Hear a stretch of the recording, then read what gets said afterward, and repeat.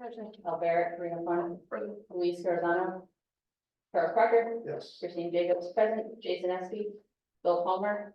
Here. Daniel Wagner. Sarah Pennington. Present. Richard Duran. Tommy Sofranic. Here. Garland Williams. Okay. And then it does not look like any voting members. All right, do we have any changes to the agenda or changes to the minutes? If not, I'll take a motion for approval of the minutes. A minor edit to the minutes. There's something where I say, it's just like a typo. It should say goals and objectives. I think it says like tools and objectives. I'll make sure I get that. Good check. I have one other edit. I believe it says that James Freeze was here last time. That was the case. I'll double check the recording, make sure. Thanks. But with those edits, I would approve the minutes. All right, we have a second? Second. Got a second? All in favor, say aye. Aye. Any opposed? Extensions? All right, minutes are approved. Next up, smart scale alternative selection.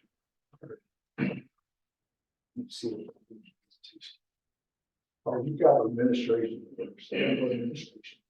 Yeah, that was just the acceptance of the agenda. Can we just back up and make sure there's no public comment? Oh, Before that matters. sorry, yeah, I forgot about that. Do we have any members of the public who wish to speak? We actually do for a change.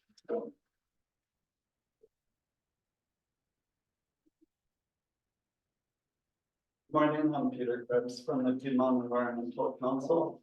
I just wanted to give you a quick update about the Active Mobility Summit, which is happening on Thursday.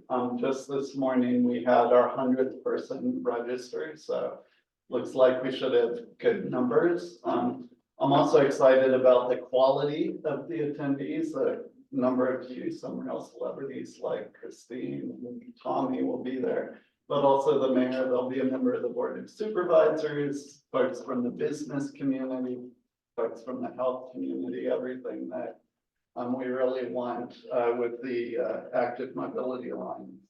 I can also announce who our panelists are. We're going to have a morning transportation planners panel that will have Alberic, Tim Pedlino, Ben, Chris Kinsick, and also Julia Monteith from UVA. So that's going to be great.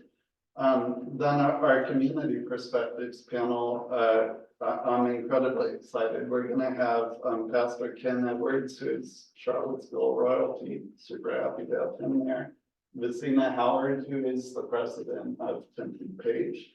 Gabriella Novoa, who is a county resident, who is a roller skater and fitness instructor. And also Ms. Delphine Montans, who is one of the core members of Prolific. So we're going to have the official view and we're going to have the people's view right next to each other. We have some fun walking tours scheduled for after lunch. Dave Benish is going to give a tour of the Broadway corridor. We're going to have a trip to Riverview Park to hear about the very exciting multi-million-dollar river restoration project that the Rivanna Conservation Alliance just won grant for, and also a hike on the Rivanna Trail. Collective doing in the afternoon, like we always have, followed by a happy hour. So if you haven't signed up, we have reached our technical cap, but we added 20 more slots. So sign up at www.pecba.org/mobility summit. Hope to see you all there on Thursday. Thanks. Any other members of the public wish to speak? Let's let you know. All right, we're going to each other. All right. I'll run it up here. What are you doing first? This one? Eric's Road, yeah. All right, we got the public survey back. I'm gonna go through some of that with the preferred alternative slides. So you guys can see what we've got. All right, basically, this is the first portion, which the in coordination with the county that they were going to support. And this is basically the roundabout at Georgetown Road, Barracks Road intersection, and access management along the corridor from Georgetown Road all the way to the interchange. Basically, we're gonna narrow the median and close it all the way through the corridor. We're also adding a shared use path we're shifting the road over and adding a shared use path to where the outside travel lane is right now. So that's the first piece. The second piece is, from the public's comment, we had 66% of the respondents were in favor of the roundabout project. And then for the access management, we had 56% of the respondents were in favor of it. That's just on people that responded. The verbal comments or written comments basically was only 618 of the 1,400 respondents. And those were predominantly negative. So it corresponds, if you add the two negative number percentages together, it's about the same percentage. For the negative, and that holds true throughout the study for all of the scenarios. But basically, this is what we got from response for these two alternatives. Any questions about that? So the next segment is the first piece of the MPO application, and this is the interchange at the bypass, and we're looking at converting it to roundabouts for both and running the shared use path on the south side through the interchange. By doing the roundabouts, it allows us to reduce one of the lanes through the roundabout in the eastbound direction, and provide capacity space to put the shared use path in. The roundabout scored 51% were in favor of the western southbound ramp terminal roundabout and 55% for the eastbound ramp terminal. But again, you've got 52% of the written comments were negative, but that corresponds to the negative percentages that were of the course of the respondents. But it's a smaller portion of the response of the respondents overall. Any questions about that? So the negative responses, are they mad about roundabouts? Do they say it's bad for bike bed? I don't necessarily think that they said it was bad for Pike Bed. Most of them were anti-roundabout. They just don't like roundabouts. And that's typical. A lot of what we see for roundabouts, either they're really supportive of them or they're really against them. Not a lot in the middle. And in this case, we're seeing a lot of people want the roundabouts, but they're not providing any written comments. The people that don't want the roundabouts are providing the written comments. And that's what we're seeing throughout the study. So, the next portion is the ramp extension up on the bypass. So this will be the northbound deceleration lane, coming off of 250. Right now, it doesn't meet the standards, so we would extend it because right now you have queuing up on this ramp and it queues out onto the bypass. The roundabouts will address that, but this will also address that. So we're doing both of them to make it easier for people to get off safely. And it definitely got some 62% were in favor of this one over the do nothing. So we definitely think this would be the better solution for that location. And the next portion is the eastern end, which is the shared use path that runs from the bypass all the way to Emmett Street on the south side of Barracks Road. And it got 62% in favor of it also. So that's basically it for the corridor. Yes. Was it 30, that last one? Hold on, let me get out in the wrong The one. negative comments about that, like what are people angry about? I can safely say I didn't read the comments, so Okay. I got these slides yesterday, so I don't necessarily know Okay. whether they're against bike ped on a shared use path or they're just impacts to businesses. It was only 199 written comments and 36% of them were negative. So you're talking about 40 negative comments out of the 900 and respondents. Okay. So it's not a high percentage.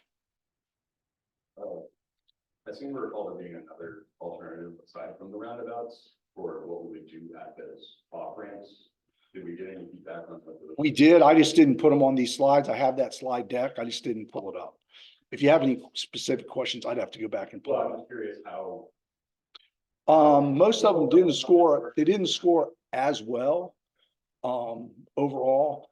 And that's why I didn't put them on here, because I picked the ones that were the most supported as the preferred scenario.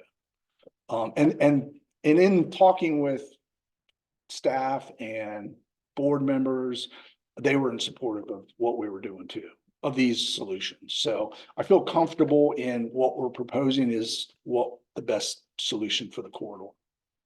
I guess the only other question I have is, do you have any sort of demographic data of where you got these results? I have it, but I don't, like I said, it's on the other slide deck I have, because we have the demographic breakdown, we have the locations, most of them were in the area. Can't remember off the top. I have I can pull it up and let you know if you want to look at it. And I can send that out. I just got it one day. So, I haven't had a lot of opportunity to, or Friday, I got it Friday and I haven't a lot of opportunity to really digest it fully, so. Can we get the full set of responses published somewhere? Yeah, I can probably see what we can do with about that, so.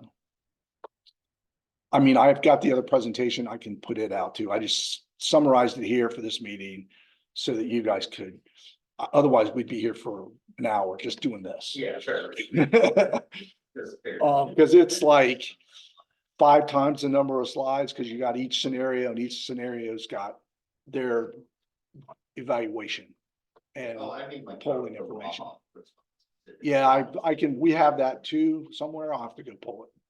I can get the consultant to send that to It'd be us. helpful just like with future projects to kind of just see what the appetite is for these type of designs, for me at least. Check my, I'm sorry, Larry, go ahead. Yeah, I'm just thinking, I imagine in at least some of these comments, there's more nuance than positive or negative than. Yeah, I'm interested in glancing through that. I didn't get to the comments, Yeah. so I haven't actually seen any of the comments. This is just a summary I got from the consultant who Yeah. went through them over the end of last week and sent them to me. So, I'm just curious, like, the thing that jumps out at me a little bit is just the roundabouts on either side of the bypass, and then the shared use paths, like crossing the on and off ramps. yes, So, like, do we have like another example of something like this going on that I can like go look at in person and see how? I mean, we've got roundabouts with crosswalks on them. Most of our roundabouts have crosswalks. Typically, I don't think we have any at interchange where we have ramps. Trying to think where any. Fairfax, I think. There are some where we have them. I'm not sure if I've got any in this district, because we don't have many interchanges with roundabouts. We're not talking about a stop sign or anything. Right. What? Free flow completely, or yield. One of them is a yield condition. The other one is the on-ramp coming up the hill. So it's going to be free flow, but we are going to install pedestrian, either hawk signals. The new guidelines, they've just changed them. Basically put more restrictions on crosswalks at roundabouts. So we'll have to put some kind of positive deterrent, whether hawk signals or rapid flashing beacons that are button control at the crosswalks for the roundabouts. You go back to that, like, more. I This was one? going to take a second to speak to the issue more broadly. So Shamrock County did a study a couple of months ago about the potential shared use path on Route 20. And the most negative comments we got were about the path crossing on and off ramps, particularly off ramps. So I'm still in favor of the roundabout solution just because it's the only thing that buys us a shared use path underneath. So, but I recognize that the public is going to be really concerned about the use. I mean, I had questions when I met with the town council member. Basically had a lot of reservations, asked me a lot of questions specifically about these. And how we were going to treat them. And like I said, at this point, we're going to put some sort of positive treatment there, whether it's rapid flashing beacons or hawk signals at those crossings. that are going to be push that button activated at the crossing point. So those will be installed as part of the project. I mean, currently you've got sidewalk on the other side now that's crossing the ramps. And what's the design speed of the roundabout? The show lane? Typically, the roundabouts are like 25 miles an hour maximum, for the circulation lanes. But on your approaches, you're slowing people down to that speed. And then on the ramps, they're accelerating from that speed. So it's not consistent necessarily, but that's typically what you're seeing, what we design them for anyway. And these are probably, bigger than normal. These are probably like 160, 170 foot diameter. Once you calculate the slip lanes and the ramps, the 2-lane ramps, it's going to have a lot of impacts to the properties especially on the west side, both where that big retaining wall is, the houses, possibly the first 2 parcels and the house on the other side of the round on the south side. Those are definitely going to be impacted. We're not sure to what extent. And then the gas station on the city side is possibly get impacted too. We'll try to stay off of it as much as possible, but What's the need for it to be bigger? to accommodate the fastest path to make sure we can reduce the traffic down, speeds down low enough that they can. And then on the one approach where you have on the westbound side where you have the 2 lanes, basically you map the fastest path through the roundabout. It's from the outside to the inside to the outside. Well, you want to make sure that people are going to be able to traverse that at this design speed, which is 25 miles an hour. So you've got to take that into consideration when you're designing them. So it makes for a larger footprint. We're also going to, which is not shown on here, we're going to have veining on the approaches and through the circulation lane of that, where you basically have a 4-foot separation between the 2 lanes on the approach and on the circulating lane in the roundabout for the multi-lane segments, just to accommodate the larger vehicles having to traverse through the roundabout. And it also prohibits, once people go in, you don't want to switch lanes. So that sort of deters people from going. Yes. This question is probably unfair to ask, because I'm putting you on the spot, but I'm just trying to learn more about roundabouts. Okay, I'm an And, expert, so I can probably feel that. Not a problem. Well, and I work for the Park Service in DC, which owns like 15 roundabouts. So that's my background, is those from 100 years ago. But the roundabout on Route 20, like Yes. grounds and well, you know, like, what's the designs? Do you know what the design speed off the top of your head for that one? Basically, the approach speeds are what are variable. We basically use reverse curves on the approaches to slow the traffic down, so that when they get to the yield bar, the curves are dictating them to go between 20 and 25 miles an hour. The circulation lane in the roundabout is designed to limit how fast people can go through the roundabout to about that same speed. Okay. We don't want them to go faster than that because it's not safe. Yes. You said that the roundabout design speed is 25 miles per hour. Is that also true with the slip lanes? Or are those at different design speeds? They're all the same. We're gonna have curves in there that are gonna reduce those to not encourage speeding through those curves. Right. My big fear right now is looking at that off ramp that goes on the east side, that crossing right there, that can just imagine cars. It's like that angle, you can just come off and just, you know, do that right, no problem. Yeah, these are the initial concepts. We'll go through some iterations before we get to the final versions that are submitted as part of the application. This is just the first take, because there's a lot of stuff that I could pick these apart forever, and there's a lot of issues I have with them right now. So this is what we got from the consultants as just for purposes of discussion and get public feedback, but we'll have to make a lot of corrections to these, possibly not necessarily eliminate, but we might have to reduce that crossing distance for where those slip lanes are to minimize that distance and to reduce that speed. But they will be separated. They will be separated because we will have veining in there regardless. Yes, Jessica. Can you go to the slide where you have the 3 different applications laid out? Okay, well, this is one of them. I don't have them. This is the county's portion. You had the one where it was like, county MPO 1, MPO number 2. Can I go to that slide? Okay, Phrase my question better. this is part one of the MPO application. This is part two of the MPO application, and this is part three of the MPO application. And then the other MPO application is the whole court. They're gonna do both together. Yep, can you bring up that slide? Maybe we'll put it. I don't have the whole thing together. You just don't have the image, the bullets. Oh, the bullets. Right here. Okay, so I'm looking at MPO first application, the extension of the northbound deceleration lane that you showed us. You said that that paired with the roundabouts at the interchange ramps, would help with throughput. But each of those things are helping with throughput Correct. independently. My question is, Smart Scale being a cost benefit analysis kind of program, do we want to have the cost of both of those items in the application, or is there value in pursuing one versus the other? The problem you run into is operations. Okay, They may not operate separately. Because of the close proximity of the intersections, you may not be able to have a signal at one and have a roundabout at the other one without having queuing from the signal, locking the roundabout up. So this has to be submitted as a package. You either do both roundabouts or you don't do roundabouts at all. what if we did both roundabouts, but not the extension of the northbound decel lane? You can do that. That's something that is just something that could be concluded with any of the applications. I added it because there was a lot of public support for it. It was really high. So I added it to, but that doesn't have to be included. And that's feedback we need. We really haven't gotten to this point yet because we just got back the public comment back. This is just our first take at the recommendations for the preferred scenario.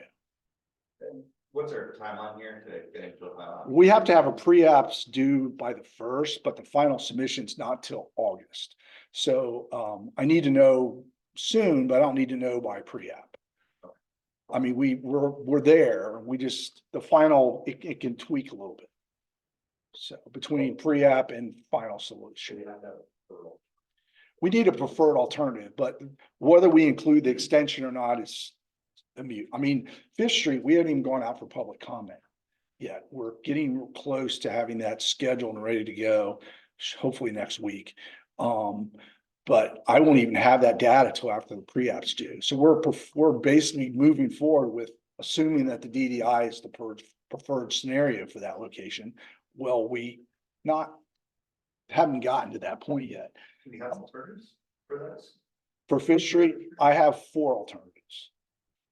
We'll wait. So Chuck, just for my own clarity, if we were to include the deceleration lane in the pre-application, you're saying with further refining and feedback that could be removed for the actual application? Well, I mean, we can remove it anytime. It's just something, when I did this slide deck, I added it. But it doesn't have to be something that we could consider. We had some discussions about it, but we hadn't gotten the public survey back. And that's one of the things we need guidance from the MPO on. Are you guys agreeable to this as the preferred solution and this package of projects? And that's what we still need to get confirmation on. I don't need a resolution support at this time, but I need just guidance on where you guys want to go. So we can, Put it as both. yeah, okay. Stating. Yeah, I just need something in the minutes so that they are letting us know where they want to go. And to be Yes. clear, for the alternative here, they, like the one without roundabouts. I was talking to someone who said that their parents or something live in that Westminster Road area south of Paris, and we're talking to VDOT representatives. And they told them that there would be a shared use path in the stoplight scenario. The share, well, Which wasn't shown in the survey. if you go back to the first slide, if we do the access management on the corridor, that includes the shared use path on the south side, but it stops at the interchange. Right. It doesn't go through the interchange. Right now, there's a fly Either, like, are we talking about just a gap under? under the bridge. You could put one, but this project only is for the west side. Right. If we did something different underneath for the interchange, it gets kind of sticky how everything works. So, and that's, Yeah, the shared use path wouldn't be contiguous. When you say get sticky means there's not enough room for it. I can't put the shared use path, it would be a lot of impacts on this corner parcel, and it doesn't go anywhere. It would end at the ramp. Mhm. And underneath the bridge, we tried to submit an application previous to add a right turn lane and a shared use path, a sidewalk to connect to what's already in the city. Round 4, I think, 3 or 4, and I can't remember, but it didn't get scored very well. So, this basically is another attempt to come up with a solution for this corridor. So, And we have another scenario that just has sidewalk and it showed promise, but it's gonna be very expensive because the right of way impacts. There's a lot of houses on this corridor that sit real close to the road. And if you just put sidewalk along there, you're gonna basically impact several houses that are, we couldn't put the sidewalk in without taking the house. And I don't think there would be a lot of support for that. Yeah. From the board. A lot of those houses that are so close to the road because the barracks was expanded down day. Yes. If you look at this one house right here, I met with these folks. This house here, there's a slope that's this tall in front of their house. And their house is probably 8 feet from that slope.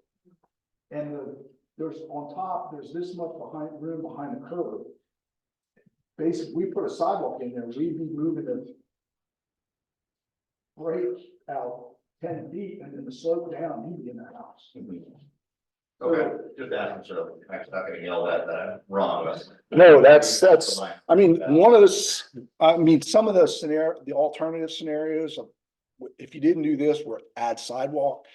It's something that we did get support for, but the cost would be prohibitive to do it. but you could add this shared use path that you have up here, sidewalk under the bypass, and then shared use path down to M. If we wanted to look at a different scenario for from the roundabouts. And then, for that area on the northbound side, and you guys haven't really shown it, but is the sidewalk that's existing up there is gonna be impacted by those roundabouts? It's gonna be put back. But it's gonna be put back and then with some sort of infrastructure to then cross. But put back and improve is what I'm. We'll basically have a 5-foot sidewalk there now. We will put back a 5-foot sidewalk.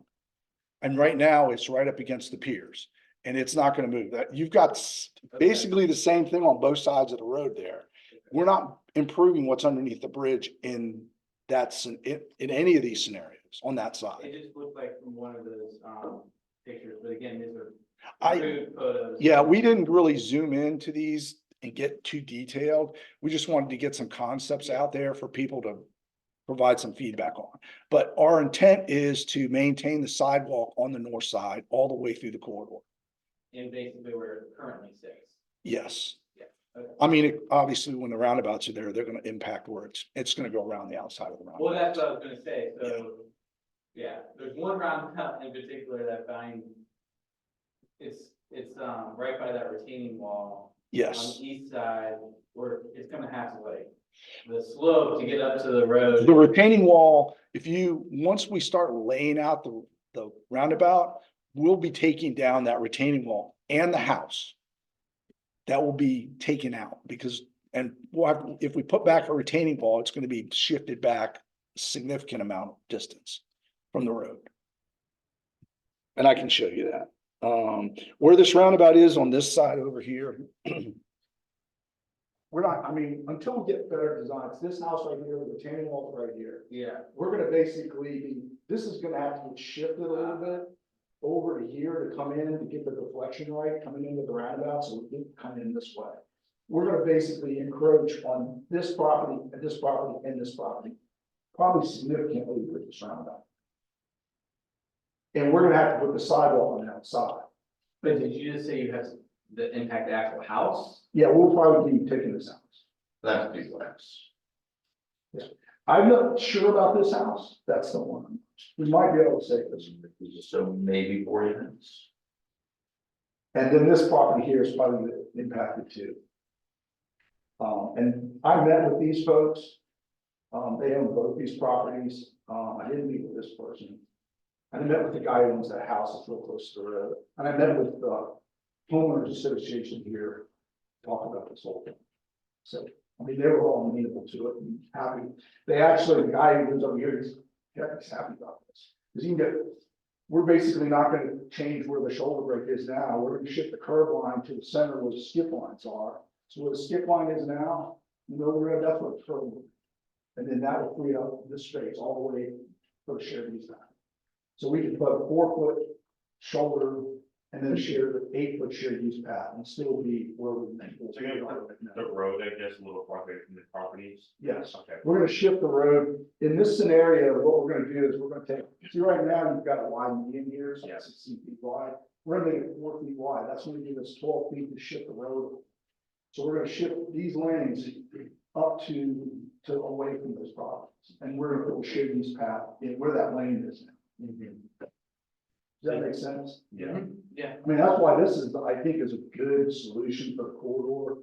The downside is all the access goes, so we're closing the all the way through, won't be any breaks. So we're gonna have to come out, go around, about, turn around, come back.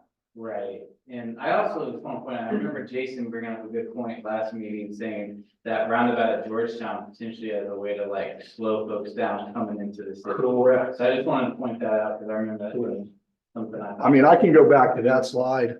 And that's what I was, when I was talking about the designs. I don't have a blown up picture, but, like I was trying to tell Jessica, this approach isn't adequate. We'll probably start back here and put reverse curve coming in to slow the traffic down before it gets to this point. That's typically what we do on all roundabouts. We'll have veining in here, and so you're not gonna be able to just fly through here. You're gonna slow down the yields of the traffic in the roundabout. And the people that are coming down here and making this left, they're not gonna be able to carry speed once the light turns green through the intersection. They're gonna have to slow down and either 3 seconds or something else. So coming out of this roundabout, they're gonna be going 5 miles an hour. And they'll speed up as they're going through, and they'll have to slow down again. So what we could end up happening is you may be able to lower the speed because you're slowing people down here, you're slowing people down here. We do a speed study, we're gonna see that the speed, 85th percentile speed is gonna go down, so we can drop the speed. But we won't know that until after. And have you explored, like a mid-block crosswalk, not a mid-block, but somewhere in the middle of that half mile? There was some discussion about it, we didn't consider. It's something we could possibly look at. We don't necessarily have to do with this project, but we could consider it in the future. I mean, we'd have to evaluate to see. The biggest thing is, if we can get the speeds down below 45, then it's more amenable to put a mid-block crossing. The higher speeds, it's just not practical. Being designed, part of this project that's gonna go through the road around the you design for slower speeds so that we're not waiting until. The problem is, to do that, you've got to put curves in the road, and the right-of-way impacts get significant. Because this is pretty much a straight shot, not much we can do there to reduce the speed. We could look at reducing the lane widths, and we may look at that to further reduce the right-of-way impacts if there are any, especially at both ends. But beyond that, we probably wouldn't look at anything else. So you're still looking at 45-mile-per-hour design speed? I don't think that'll change. Because that's what it is now. Yeah. But no, it's gonna be 145 because you're slowing down. So you're Well, starting at 25, then you have a half-mile speed up, and then And you you have get a down. to 25. racetrack, and you can slow it again. Well, I mean, it Block looks like crossing. the racetrack, they will speed up coming out of roundabout, and they will have to slow down at this roundabout. So overall, they'll go slower than what they're going now, because right now, they can carry 50, 60 miles an hour all the way through that whole corridor. It's a green, yeah. Yeah, so I basically, they're gonna be almost stopped here and coming out of here at a slow speed and going in here at a slow speed. So- And if you could put a crosswalk right in the middle there, right at that bend, then that's gonna force them to slow down a bit too, right? And then you could keep it along the smaller lane widths. Like I said, we'd have to look at it. I mean, the thing about it is it's long crossing, if you only have a 4-foot median, it doesn't give you a lot of space in the center of the road to have people stop for refuge. So that's gonna be one of the drawbacks. Yeah, I mean, right now you have that kind of slip lane entry into West Park right at that bend. So you have a lot of right of way at that intersection. Could you kind of wiggle the road out a bit to expand the refuge there? I That seems like a don't Good point to do. know. Okay, I mean, at this point, that's not something we were considering with this, we're just looking at this right now. We wanna look at something in the future, that might be something we could. so there's no way to get that in scope? I wasn't gonna add anything to this, and it's gonna be an expensive project regardless, just the roundabout alone, would probably be $15 to $18 million. I mean, how much more could the crosswalk be? I mean, it's not that much, but it's how much benefit are you gonna get by adding that cost to it, especially if you're talking about widening the road and shifting the road out, doesn't really give you as much benefit as you think. But I mean, you've got a half mile between crossings, people are gonna be driving across this road, I mean, just from a safety perspective, that just seems like that. People are gonna be running across 4 lanes of a 45-mile-per-hour road. Yeah, possibly. Like I said, this is what we scoped, and we've been through a lot of meetings, a lot of discussions, and worked with the stakeholders group. We got public comments. Don't know if somebody had that as a comment. We could go back and look and see. But at this stage in the game, I don't know if that's something we could add to. Everything's good in concept. Yeah, I mean, I think we've been talking about it for a while, I guess I do still understand, what point in the process that should have come up. I don't know, like I said, I mean, trying to remember when I first heard about that, I don't know. And maybe Michael started this process and he went to the county. And I'm picking up, I'm picking up it in the middle, so it might have got lost between the two of them. When we went out there, I think we talked about it, I think we even saw some of those crossings. Oh, yeah, I'm sure they cross all along that Right. road. I mean, every one of these connections here, here, and here, and here, there's probably pedestrians crossing. Well, in part because on the southbound side, there currently is no facility, Yeah. so they have to cross right now to use the sidewalk, Yeah. which in theory, right. Well, once we put the shared use path, unless they're going over here, there may not be any reason for them to cross necessarily, especially if they're getting into town. I mean, they could walk to school, obviously, you go here, and go up there. Right. Crossing here or crossing down there, I don't think it's gonna make a difference. But if we know that we're crossing, that's not gonna Well, stop. if they're crossing because there's no facility on this side, and we're adding a facility on this side, they may not need to cross the road. Is what I'm saying. But I think that even if they have facilities, I mean, if you look at Fontaine, for example, or Van Trail, there is a facility to cross. No one crosses there because no one wants to walk 4 miles down, cross 4 miles back. And they could I just can understand. skip across. I think if we realize that people aren't going to walk that extra, 4 mile whatever to get some of the crosswalks, to cross and walk 4 miles back. Should we try to design for that reality? It's making sure that we, like I said, I'm not- we haven't what I'm saying is really that- had that, I mean, we haven't input any of that information into our concepts. This is just what we initially came up with, and this is what we're wanting to move forward with for our application. Oh, there's no guarantee that this will even be funded, they won't be that good yet. So, it may be something that we could add, like I said to you. The 4-foot minimum, median makes it limited to what we can do about putting in a median, pit-block crossing, because you don't have any refuge in the middle. So that could be problematic. And shifting, making the median wider, I don't even know if that's feasible without writing like that. So you need a refuge for all, I don't know. that might be looking for that. We don't have that space really. You need 5 feet or Like I said, 4 feet wide for refuge? all we have is about 4 feet. From face of curb to face of curb is what we're proposing. And that's not enough, I don't know. I mean, if I was standing there, I don't know. I mean, I don't know. I don't want to stand, I wouldn't stand out in the middle of the road on 4 feet with cars going by me at 40 miles an hour. Well, ideally they'd stop because R and B going, right? But, So I mean, I cross over by McDonald's, and I feel like I'm gonna die every time, but somehow I make it through, but, Yeah, like shore or something else. yeah. I mean, I Yeah. would say those are things, this is just for the application. I mean, we'll go back and look at it. It's just time frame. Do we have enough time to do that? I don't know.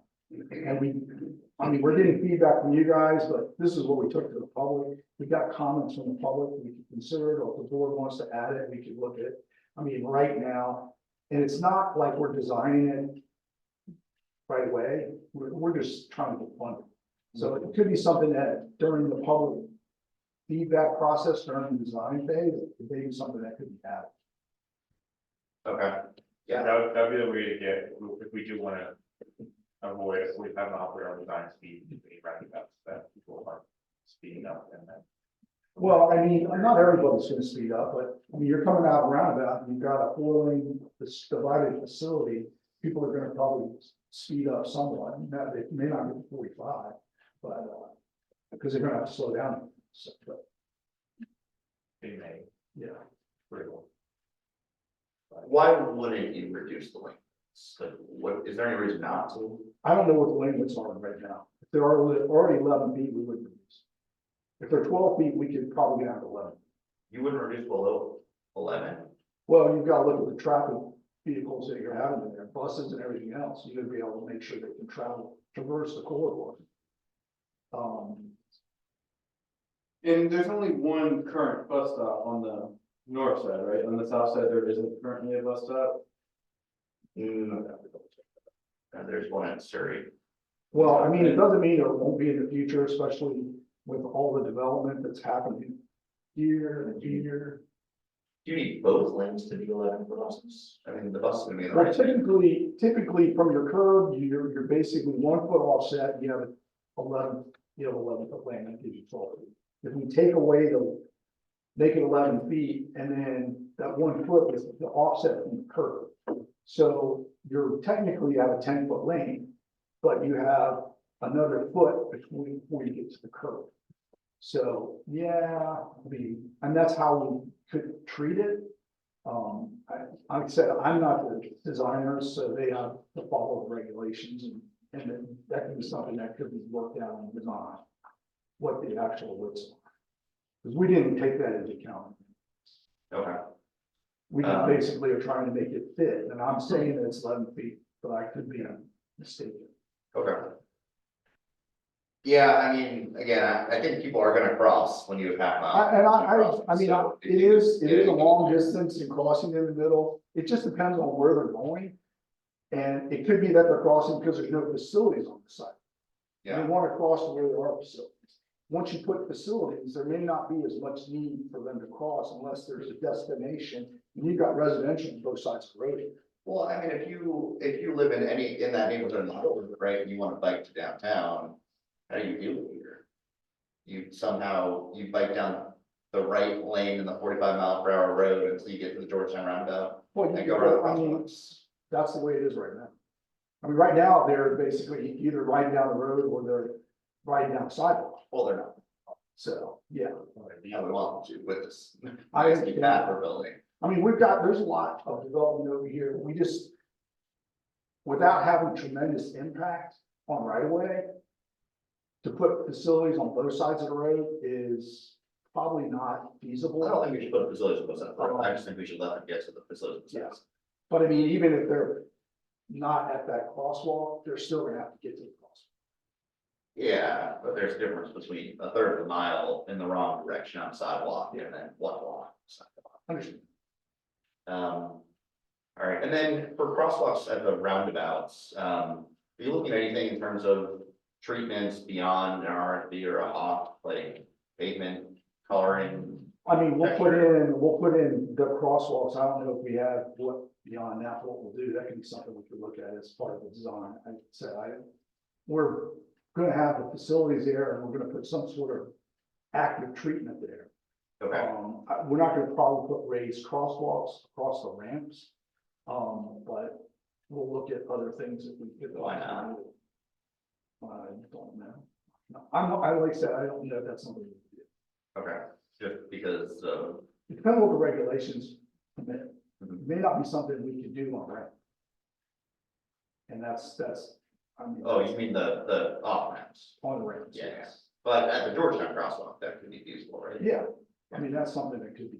Okay, I said, we're not at that stage yet. okay. So would that need to be in the scope by the time of the final application in August? Or is that? I don't think raised crosswalk would be, impact to the cost of the project.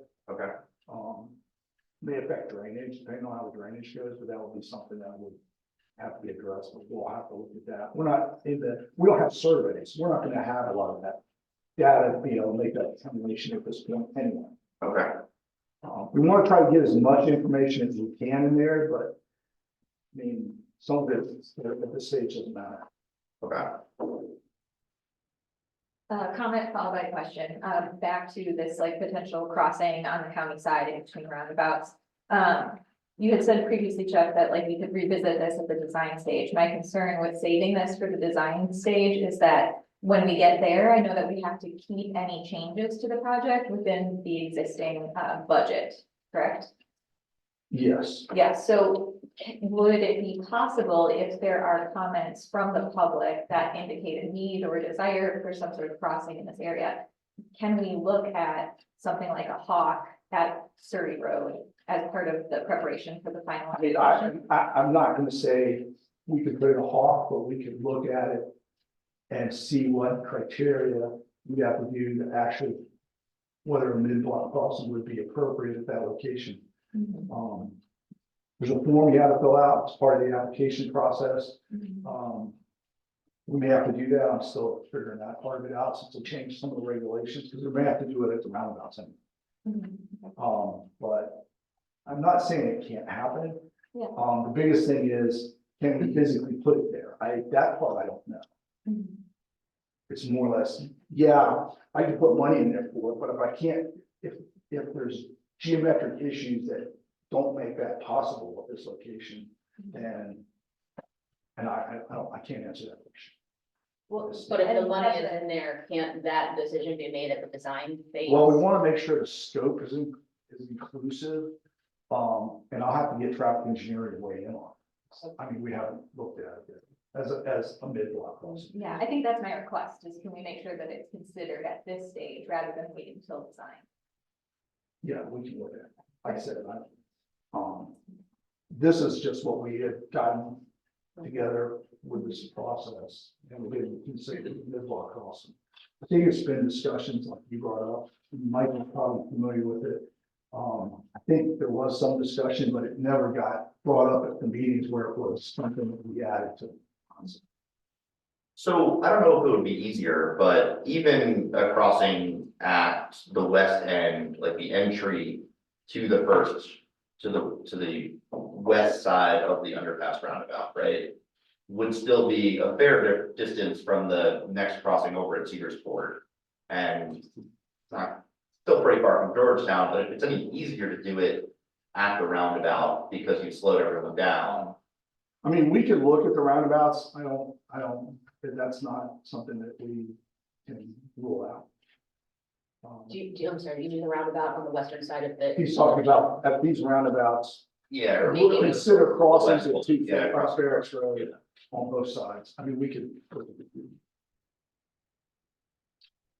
So if you're on Westminster and you wanted to go north on Georgetown or west on, Barracks. You gotta go all the way to the interchange, turn around, come back. Or go into the city and take a different. To the roundabout now, is what I'm saying, and you would go up to the roundabout and just enter and then stay in the roundabout. And then- Correct. Yeah, okay. I mean, if the roundabout's here, you come out, come down, and turn around, come back to the zone. No, I'm saying if you're on Westminster, you could just use that route. Or you could go out this way and come to the round. That's what I'm saying, Yeah. yeah, okay, just want to make sure. Yeah, I had a lot of discussions with these folks, and they were happy with it, because they do have a good network on this side. It Right, allows them to get across here very efficient. right. A lot of people do that. Yeah, they're doing that now. I mean, Is it easier to get on Georgetown? probably? Yeah. Yeah, Cause you can't make these movements at each crossing, which is Right. signal line, but this is signal line. it's Right. easy to get out. So they're doing this. Right. We've seen that an hour. I know, we're talking about this for a long time, and we haven't even gotten to the next one. So, are there any other questions about this? Okay. Do we need a recommendation? on this? You do, but you can put, you put the recommendation with the considerations of the things that we discussed, because I was taking notes along the way Yeah. about whether bid block crossings or treatments for, Raised crosswalks. all that. I wrote that in my notes. So we're talking mid-block crossings between. Somewhere. Somewhere, a crossing across barracks. And then pavement treatments of the crosswalks On Georgetown. on Georgetown. Anything else? Lane widths. Lane widths. Yeah, I mean, well, like I said, that'll be a design feature, because I don't know what the lane widths are now. We'll have to, Yeah. whatever the road is, we can't, there's certain Should we say? dimensions that we can't go below necessarily, without having an issue. Design for the lowest possible design speed, like that. I Reduce lane widths if possible. mean, we could consider reduced lane widths That's better. if possible. One nitpicky thing, can we not refer to it as a mid-block crossing though, because most likely we'd be at an intersection, which is already a perfectly legal place to cross. Mhm. And mid-block crossings have different requirements. Yeah, but it probably would still be considered a mid-block crossing because we're closing the median, but yeah. Okay, Mid-project crossing. So crossing in, a pedestrian and bike crossing in between. yeah, I know we're focused on this section right now, but when we're giving our recommendations to the policy board, we're not talking about this section. Well, if Albemarle is applying for the western side, then the MPO would be applying for the intersection to the east as one, and the entire package as a second application. so basically they probably need to be because they're in the. Correct. Yeah, Yes. all right. All right, let me see if I can get the other one loaded now.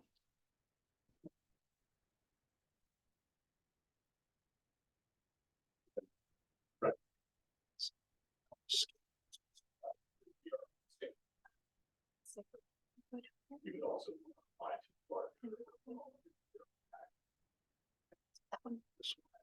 so it wouldn't be.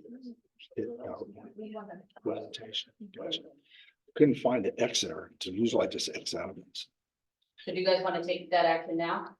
While it's pulling up the second presentation? Can I hear a motion?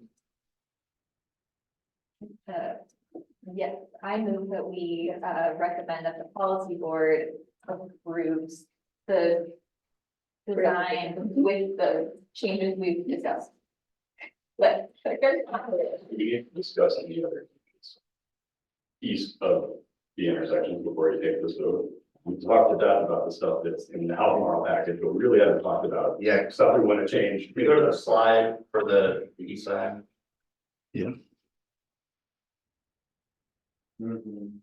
Sorry, it's into that. So are you saying that we have to make that recommendation now for the policy board next week? The policy board is gonna have to vote to tell us, go ahead and submit a pre-application for this. I'll have to do that in the March meeting. Yeah, give us guidance on what the policy board wants to do, because ultimately they've got to pass a resolution of support for their projects. And they need to weigh in on them beforehand. to confirm, you don't need a resolution. No, you don't need a resolution now, but they need guidance on what to put in the pre-app, so. All right, here's the other one. If you guys want to see it. We're looking at Barrett's Road in the city.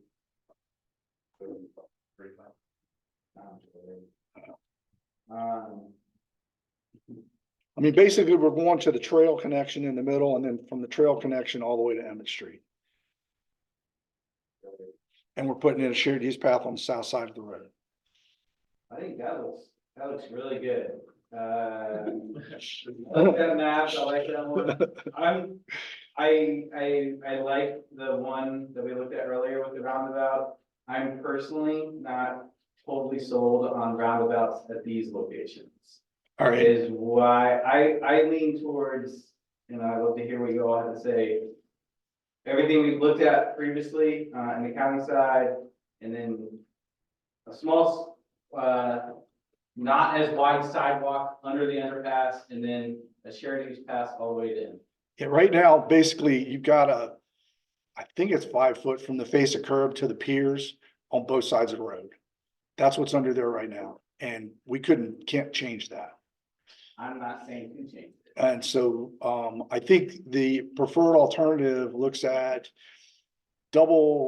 basically, the northbound ramp coming off ramp is 3 lanes, a right and 2 left turn lanes. And you've got 2 lanes on the north side and 2 lanes on the south side. And on the, eastbound side, they were adding a right turn lane, along Barracks Road and narrowing the median on that side so we could accommodate the right turn lane without having significant right of way impacts. And then we were looking at sidewalk. But yeah, so, it's just, it would make the impacts on that side probably more for that one property. It wouldn't impact the north, where the basically retaining wall is. It wouldn't impact that property, but it would definitely more impact this property to the south, on the south side. Because you're putting in a shared use path all the way to the intersection. Well, we're putting in a shared use path Around it. and we're adding a right turn lane. Oh, yeah. So we are narrowing the median, but we're still taking more property, and then you gotta put the shared use path out there. Whereas the roundabout, I mean, the roundabout impacts it too, but the right turn lane goes back further, so it's gonna have more impact for more parcels along that corridor. I just feel as some walker or biker, I just would feel more comfortable. I feel like crossing there at the light. I'm nervous about the crossing higher up on the ramps. I mean, like I said, we're gonna have treatments there, whether it's gonna be hawk signals or rapid flashing beacons. I don't know what the rules are and which way we'll go, but you will have some kind of controls there, which is gonna be similar to what you're gonna get at a signal. I mean, I saw bicycles get hit right up at McIntyre and Water Street. Bicycles going across the road, somebody made a left-hand turn and T-boned him. Like I was the second car in line. At least the guy didn't get killed, but he was able to get up and walk away. But yeah, it doesn't necessarily mean you're any safer at a signal. Anybody else have any thoughts on that? Are you gonna shift, I guess we're gonna talk about that, the lack of space under the bridge, are you gonna shift the road a little bit to the north so you can have more space? There's no place to shift it At all? at all.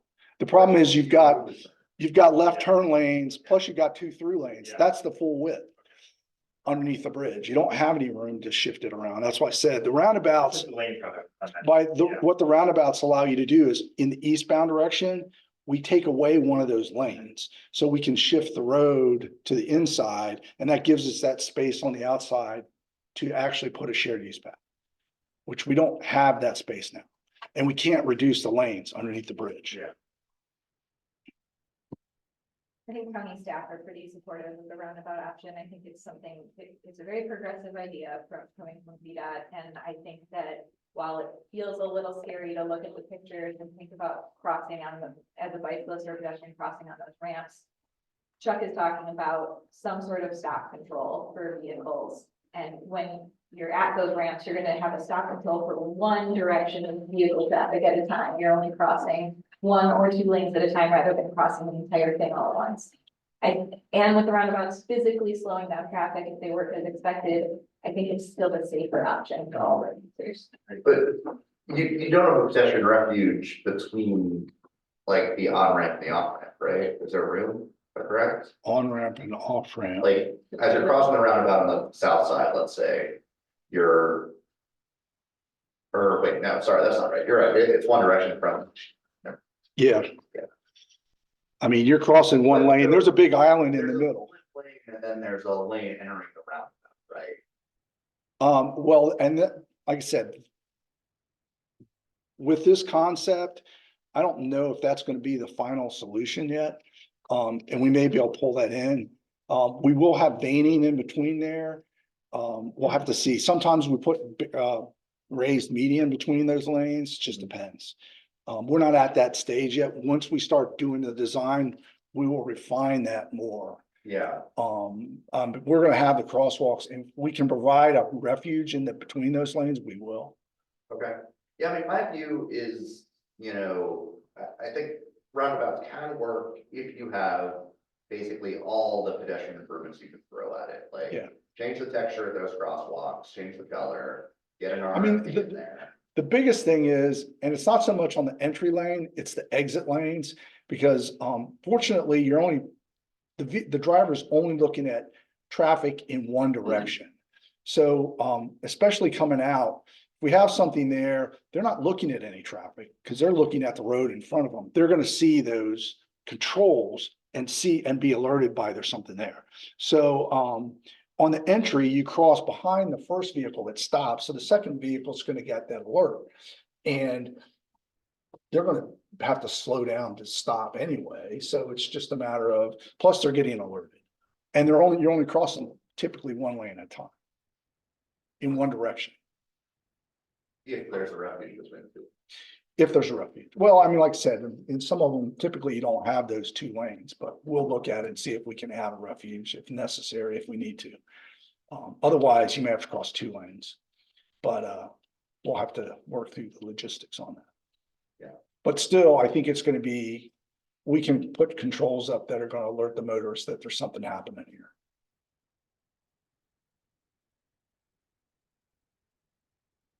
I can comment too. Feeling pressure and that's, so, much further into it.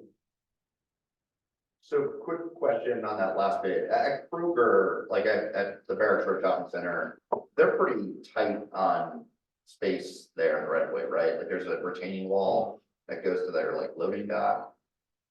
Are you guys taking some of theirs? Are you talking about on the Barracks Road side? Yeah, on There's a Barracks- road between Barracks Road and Kroger.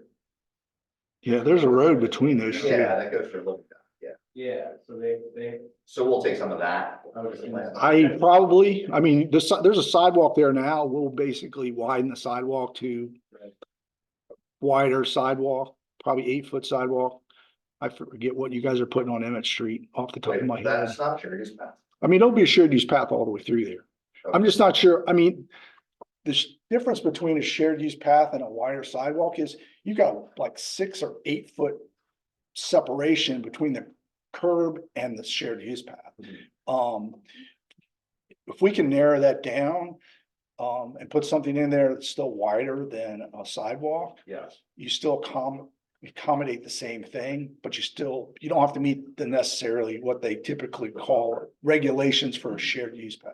Okay. Does that make sense? It does, I think those are. Because basically, we're looking at 4-foot side, 4-foot separation behind the curb and 8-foot area for your shared use path, which it's basically a wider sidewalk, typically. It's what you're classifying it as, but it meets the minimum for a shared use path. And I think that's.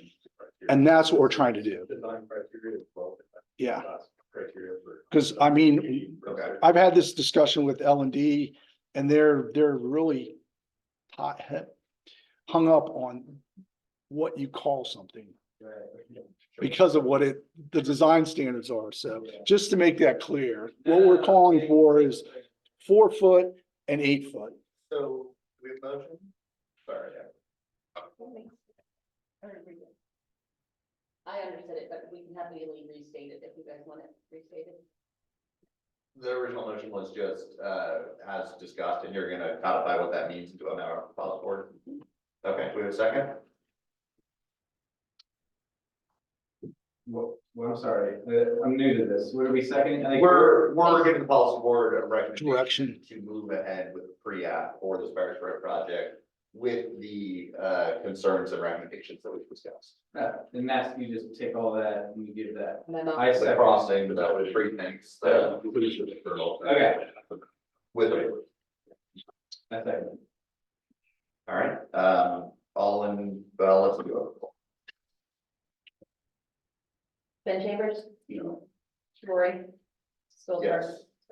Jennifer Fowling, Yes. Albert Greenland, Yes. Louise Sarzano did not join, Charles Parker, Yeah, Christine Jacobs, abstained. Jason Espy. Bill Palmer. Yes. Daniel Wagner. Sarah Pennington. Should I also abstain, or does it matter? No, you can. I'm abstaining because I'm coordinating the meeting and pulling all materials and acting as staff, so you can still vote. We're just seeing Tommy second. the grant. Thank you for. That's fine. I'm sorry, what are we voting on right now? I thought we were just giving the policy board the recommendation, everything we That's- just talked about. That's it. You just Yeah. voted to We have a recommend to the recommendation of policy who board. will react for the preferred alternate. Oh, With- with those for concerns. that. Yeah. specific- with all the things we discussed. Cause they're basically gonna give us Right, guidance. Well, they're gonna give the MPO guidance, basically give us guidance, so we know which direction to take. If you want to submit this application this round. yeah, I guess I'm gonna say no, lean towards on this. I still have a lot of questions. All right, I mean, at this stage, we only know have so Right. much information. So we're trying to flush out as much and, I mean, we do have a lot of public input, but I can understand where you guys are coming from, so. All right, MPO projects, smart scale. These are the current projects that we are looking at. Fifth Street 64. We're completing the initial study. We've got to do a framework document because it is an interchange. That's being signed right now. We've already met with everybody, including FHWA, so that's going around for everybody's signature. It's basically it scopes the study that we have to do for what they call an IAR, which is an interchange alternative report. So we're gonna have to do that between now and July 15th to get that in the process. But that's part of that process. But we have to have a signed framework document to submit the application. So that's what we're working on. We've got an initial concept developed and we're working on putting together the public survey. It's actually built. I'm just waiting for my communication staff to finalize the webpage and the public outreach, or not the survey, but the ads for the public outreach part of it. So once that's done, we'll send that out, hopefully next week. 250 pan tops. This was 2 applications that were submitted last round of Smart Scale. One of them is for crosswalks on Rolkin Road, as well as sidewalk along the south side of 250 between Rolkin Road and State Farm. And the other project was for improvements and I have slides for all these too. Peter Jefferson Parkway intersection, to include a right turn lane, closing the crossover at the access to the Hilton, or one of the accesses to the Hilton, and basically converting the intersection to a through cut, which basically eliminates the through movement, but allows all the other movements. And also includes a park and ride lot on the north side. And the third project were the Barracks Road projects that we already talked about. So this is the DDI concept that we initially came up with. And one of the things I wanted to point out is that we're showing shared use path on both sides. We're only going to have shared use path on this side here and this side here. We're not going to put it here or here because there's no facilities. The facility on this side. You're crossing to the median and then going across the bridge in the median and then crossing that road on this side. It has signals at both these crossing locations, and we will be crossing at a signalized intersection for all these. Just for reference. This is Fifth Street right here. Yeah. This is north into the city. This is Right. the Holiday Inn. This apartment complex, obviously this is. Is that Christian Aid right there? Yes. Okay, all right. What's the buffer on the side of the medians? Like, you're in the shared use path, how much grass is between you and that can't be that? What do you mean? Where? Like, how big is this green area? It's not grass. I'll tell you that right now. Is it at pavement level? This is a road we're just taking the center portion of the bridge that's there now and putting barrier on both sides of, and the shared use path in the middle. Maybe like the barrier, kind of, Huh? or the barrier. Yeah, Oh, okay. you will cross on these corner, basically, you will come here, cross at a stop control, cross here at a stop control, go across the bridge, cross at another stop control, and then cross this at a stop control, and then it's, So we're talking vertical. we're talking barrier. Oh. Yeah. Okay, And like I said, it's probably 8 feet with 2 foot shoulders, or it might be 1 foot shoulder. It just depends on what we're trying to do is use the existing bridge structure. I'm working with the bridge section to see if how much of the bridge, what we gotta do to the bridge to actually make it work. But this is the one that we have the best chance of getting without totally reconstruction of the bridge. I mean, to get a shared use path. Hey, Chuck, Yes. this center use path, is that a common treatment? Or is it- Originally, that's how it was done.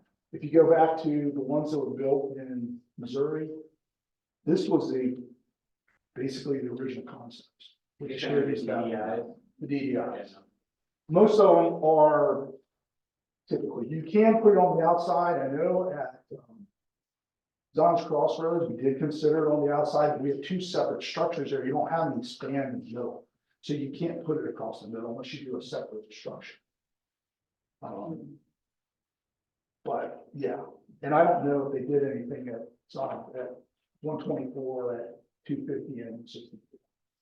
What are design speeds, I guess, through this intersection? Is it I think 25 it's- 12? No, I think it's 45.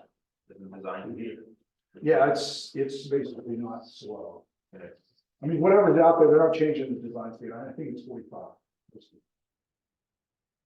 But can we keep the shared use path on the northwest corner of this project, because we have that, Here? yes, because we have that parcel under redevelopment right now, and we're trying to get facilities this. I mean, we could keep them all. The only reason I was saying we're taking them off, because that was your recommendation. The other thing is, you are crossing a ramp that's not signalized with no controls, whereas these are gonna be controlled crossings. And that's why, from my perspective, I'm more comfortable with that. but you're saying it would go to that property in the northwest? Yeah, they're Like that's as the. part of the redevelopment, we are expecting there to be shared use path along that parcel, so it would have something to connect to. We definitely don't need anything on the southeast corner. That's just, like you said, there's nothing to connect to there. I mean, we've talked about this, because we did the long corridor study, and I think we were looking at it, I mean, coming out of the city, they've got it on both sides. I think we were transitioning to the one side. I can't remember what we did at Fifth Street Station. But I think we had shared use path, I'd have to go back to the concept and look. But one of them had a shared use path on one side, and it might be a sidewalk on the other side, not necessarily shared. But we haven't taken it off, and that's, that wouldn't be tough. The only thing we'd have to do is treatment. Okay. That would be the only. And then just for other people looking at it, the shared use path would connect on the northeast side to, it would go up to the parking lot where we're having the Fifth Street. Yeah, this would connect all the way down, but basically here's the entrance where the crossover is, right here. We're gonna go here, and then you got the parking lot with the other shopping center right here, and the shared use path that's like right here. So we're gonna run it all over. We're actually analyzing this intersection. It's part of our study for this. Yeah, do you know on the, I guess, the county side of Fifth Street, do you know how far you'll have the shared use path extend, I guess, going? Right now, it goes up to Wahoo Way, and we will probably connect down to Wahoo Way with the shared use path. Okay. Because I think the developer's building the park. We've got the roundabout at Old Ivy, at Old Lynchburg Road, and then we were putting the crossings in at that roundabout, and then the developer on that one corner is gonna build a shared use path along their frontage, and I think they're coming all the way to Wahoo Way. I can't remember exactly off the top of my head. But we're gonna try to connect whatever's not profit already, we're gonna try to connect to. And I think it's Wahoo Way or, After Tom Ford. there's a house that fronts that's not part of the redevelopment on that side of the road, and that's the sticking point in the connection. I think. Chuck, just so you're aware, for this project, we're working with like that office, but we got on a project that's in north of Fifth Street Station, between Fifth Street Station. Gary Adams. The consultant that they have engaged is the same consultant that's developing this, so we're expecting that there's going to be some synergies between those two. Okay. Especially in terms of modeling, making sure that the modeling assumptions are correct, so just want to put that on your radar in case you haven't gotten word from your consultant yet, but they're helping us as well. Okay, no, I wasn't aware of that, or it might have been a phone call. Yeah, we just set. Yeah, the biggest thing is, the MPO submitted Fifth Street Station Parkway last round, they're just not eligible to resubmit it. And since it's in the city, the county can't resubmit it, and the city can't submit anything. Well, shouldn't submit it right now, so that's something that's probably gonna come back, and that will connect the dots. Yeah, I think he said that the analysis for this, he had going up to Fifth Street Station, and we're having to do the analysis. Yeah. South of Fifth Street If Station. we went to Harris Road, I think, or Harris Street, whatever that one was on the north side of the shopping center right up here. And we looked at from there south, all the way through the corridor. And this was the recommendation from that study too. We're taking it further so we can get it in application state. So, any other questions about this one? The other alternatives, I don't have the slides for them. We looked at a spoolie, which that's full bridge replacement, and it's probably not feasible. The other ones didn't include a shared use path. Both of those were like looking at mainly improvements on the outside, and we look at shifting the lanes on the inside to provide 5-foot sidewalk on both sides of it, or 6-foot sidewalk on both sides of it. Right now, you've got it on one side, and you have just a curve on the other side. This would shift everything to the middle to have a 6-foot sidewalk on both sides of the road. That's the maximum we can do if we don't do something like this. But those were the other alternatives that we proposed. And those were recommendations from the previous study. Any other questions about this one? Like I said, we're going to go out for public survey here in the next week or so, and then circle back. We'll work on the framework document. We'll have it for you for the application, pre-application, and we'll have all the material for the pre-app from what we've put together. So should be in good shape. We need to get a motion to recommend this to the possible. I was making a motion to recommend this, the first alternative, we move to possible. Second. All right, all in favor, say aye. Aye. Any opposed? Any abstentions? Thank you. All right, motion carries. Peter Jackson Parkway, Rolton Road, you have 0 minutes for this discussion. You can Yeah, this refer is, it this after was later. previous. This is a previous application that we did a pipeline study on, and this is the one concept for Rolkan. You can see the crosswalks on the one side, and Let me stop and chat. Has this changed for anything we've seen? No. I had a motion. This is the first part of it. And let me show you the second part real quick. Just say you did. This is phase 2, the other piece, which is down at Peter Jefferson Parkway. The first one was at Rolkan, and the other one's at Peter Jefferson Parkway. The project, there's a gap between the two because there's 2 intersections that we don't have to make any improvements at. But this is what we're proposing at both ends. You've got a through cut here with a right turn lane, and you park and ride lot, and we're closing the crossover to that one entrance right there. Mid-block, median, closing the median break. And we're putting in the bus, 50 space bus parking lot with, park and ride lot. And there's a bus, the buses can actually circulate around.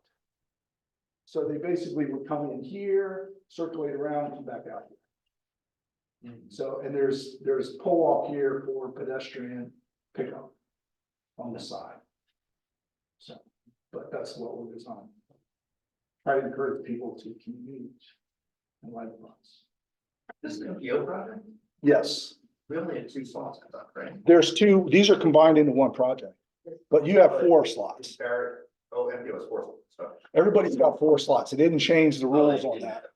Yeah, that was one of the things they voted in December, said, we're not changing these rules, so these will be combined, because this is the whole study, so we're combining this into one application.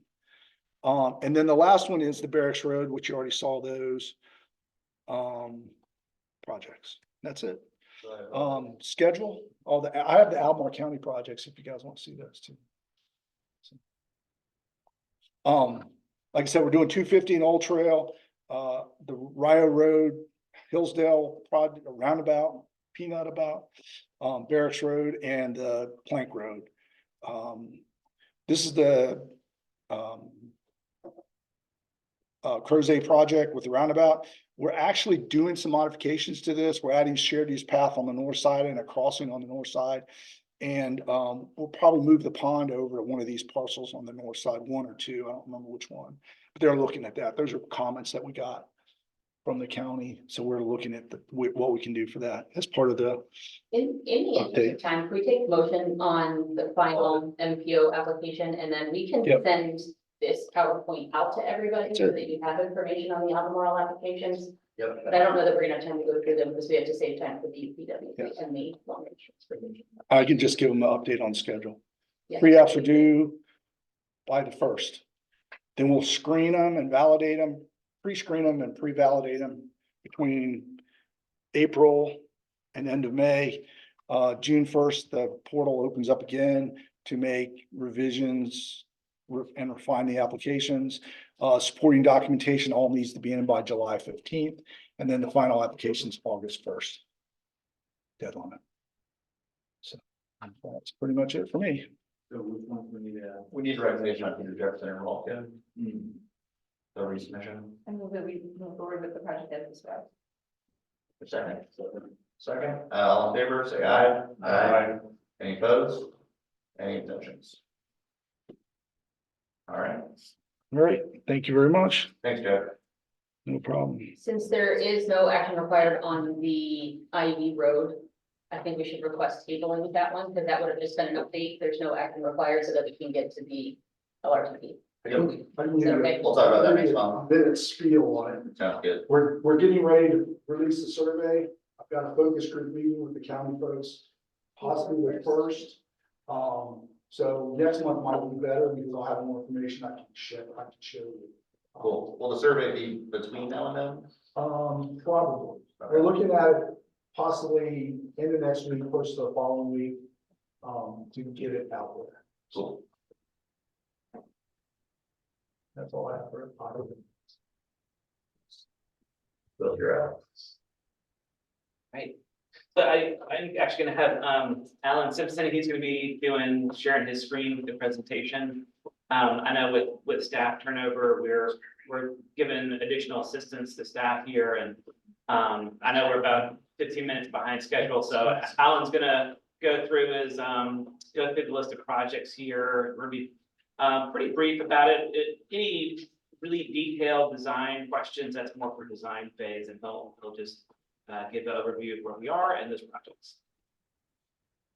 All right, can everyone see my screen? Yep. Okay. Yes. No, Right? No. We cannot, no. you cannot. Okay, 1 second.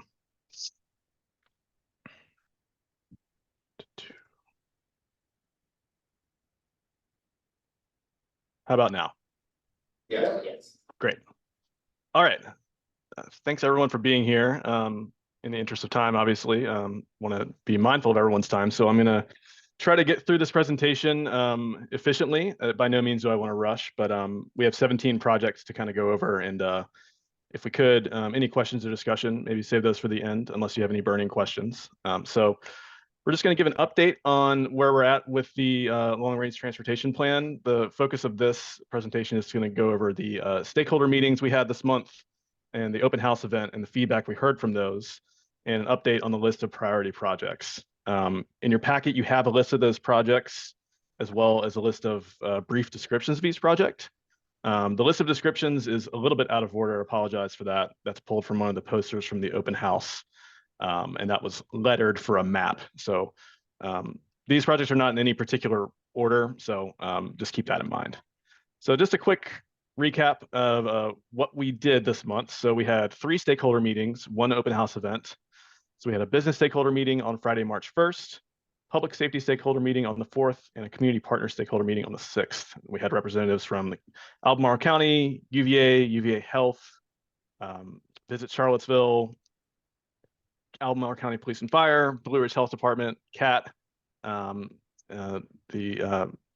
3 Knots Trail, Piedmont Environmental Council, CAA, and the SELC in those stakeholder meetings, 4 attendees each.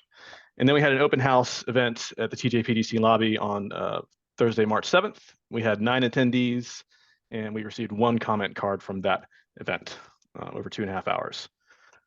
So just a quick recap of what the objectives were. So we were looking to validate the proposed list of priority projects, gauge general agreement with the plan's recommendations.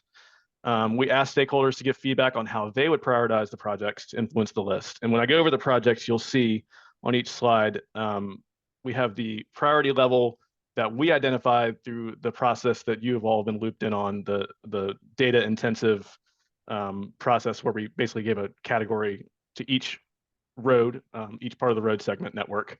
And then we asked them how they would prioritize it. And then we asked for any details or any other comments on each project, that any questions or concerns that would help guide the project details and inform the designs. So looking at kind of a high level analysis of this right now, not really getting into the weeds of the design phase with this presentation. And just a review of how we identified priority projects. We started with a list of candidate projects identified through various planning efforts listed there.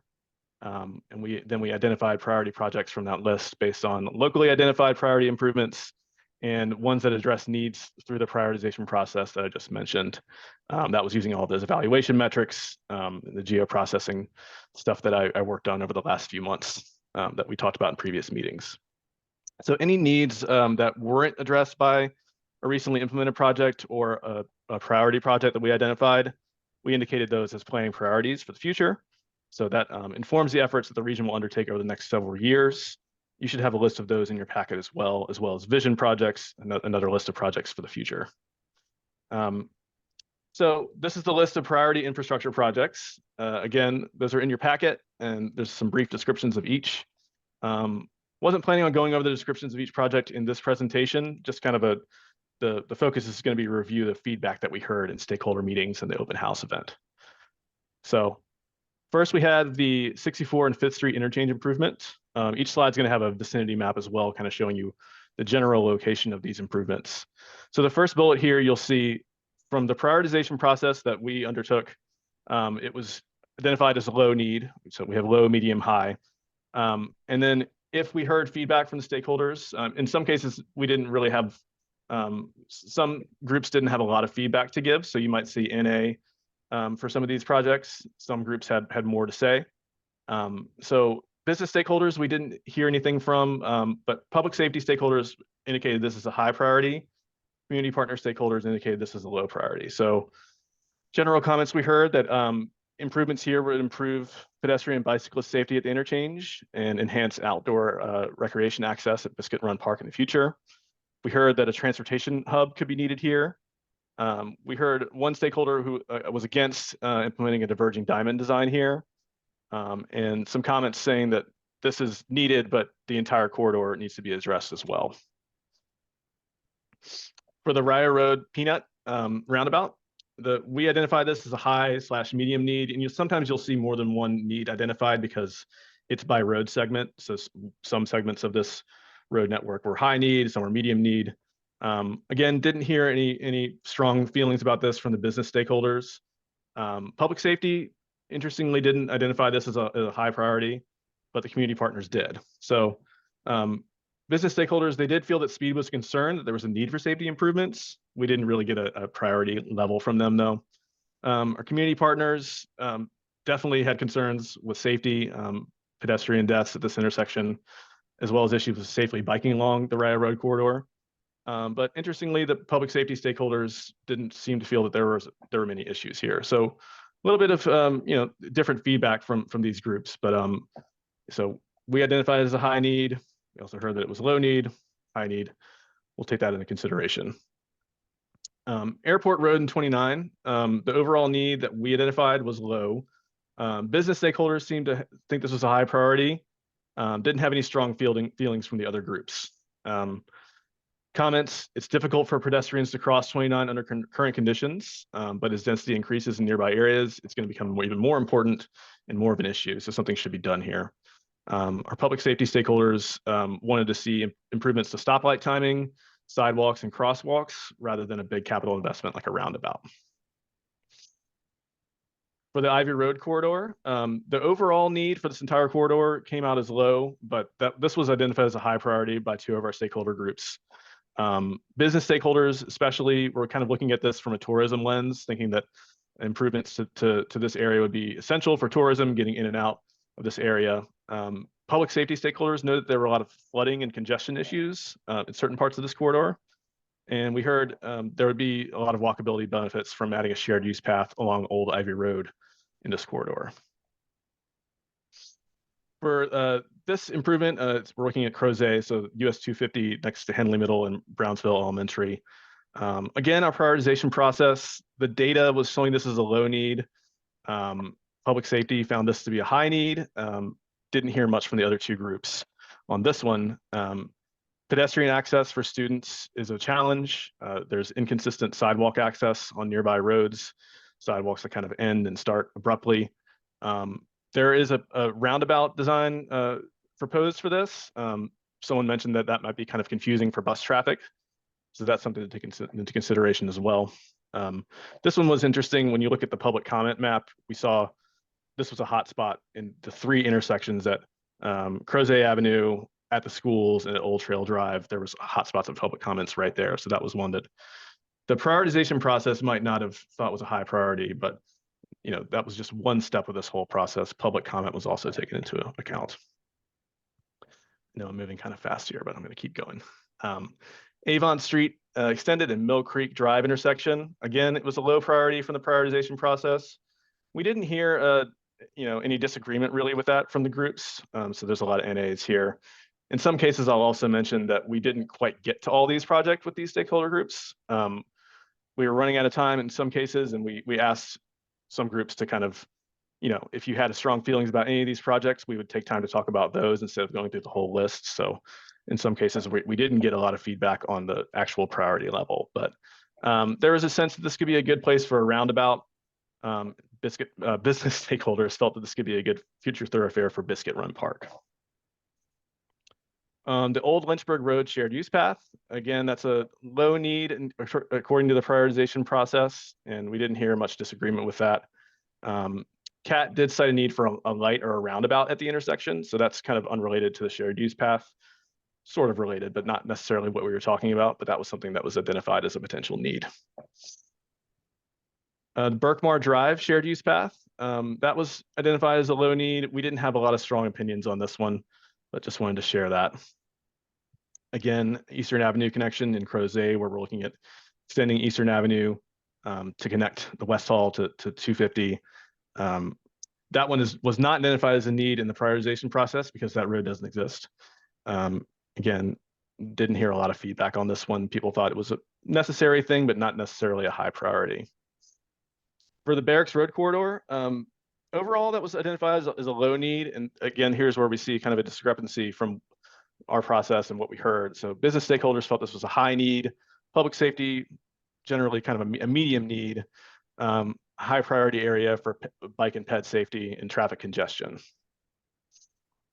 For this intersection here at Ridge, McIntyre, West Main, South Water Street, we identified this one as a medium need. The business stakeholders agreed with us.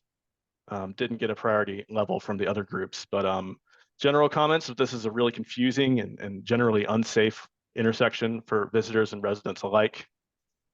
Equity needs to be a consideration here. This area serves a lot of people living in low-income housing. We had a comment saying that the Ridge McIntyre streetscape plan needs to be implemented here. We did have one stakeholder suggest closing off South Street to vehicle traffic. Someone else brought up that access to Midway Manor would be an issue if that happened. For Rio Road, the corridor improvements between Huntington Road and Greenbrier Terrace, we identified as a medium need. Business stakeholders seemed to think that was a higher need than what was indicated, but we didn't get really any comments. Public safety stakeholders, that's blank. That was an NA as well.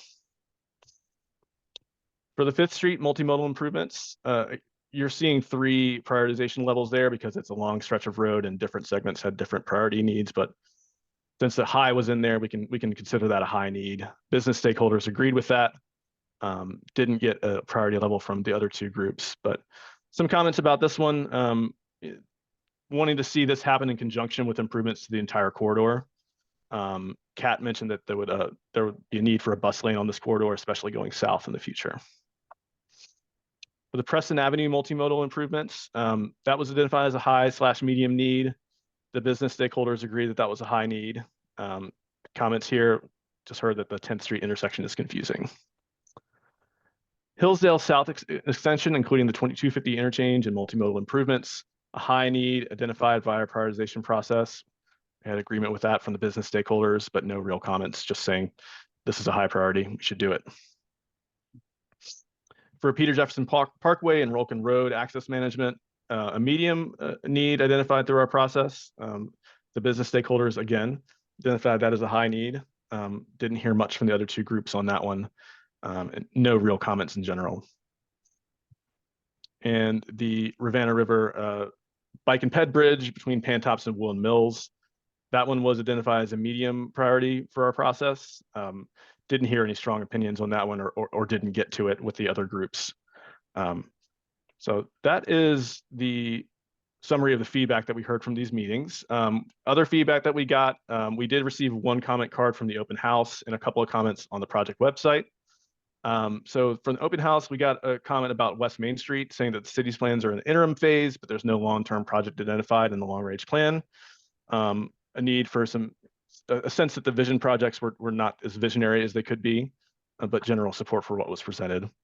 On the project website, we received a comment about the planning priorities. So we didn't include detail on the planning priorities list. We just kind of gave the list of priorities in the future. Someone was interested in learning more about those, and a need to see them studied very soon. We had another comment about the 2050 and level of service, which is something that we included in the needs prioritization process. Kind of a sense that automobile level of service might not be the best thing to use. And just one comment that I'll make on that is that was part of the process, but congestion was really not a big part of the metrics that we used to identify the needs. If you'll remember, when we were looking at the weighting for the thresholds and everything, we were geared much more towards safety, multimodal accessibility. So level of service, future level of service was in there, but it wasn't the most important aspect of the whole thing. And just a comment sharing appreciation for the public forum. Those are the only other comments that we got outside of the stakeholder meetings and the open house. Next steps here. So we're going to finalize the priority list using stakeholder and public feedback, develop implementation strategies, final plan review, and we're looking at plan adoption in May. And again, we're not looking for a recommendation or anything here. This is just an update on the process so far. And that's where we're at right now.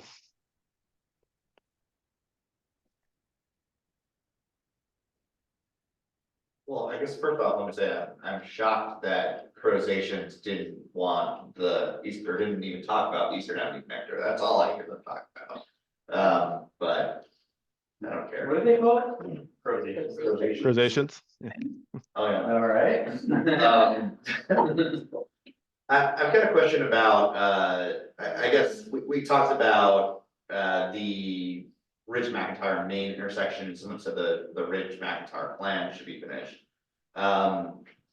What about Ridge McIntyre itself and the Ridge McIntyre Preston intersection?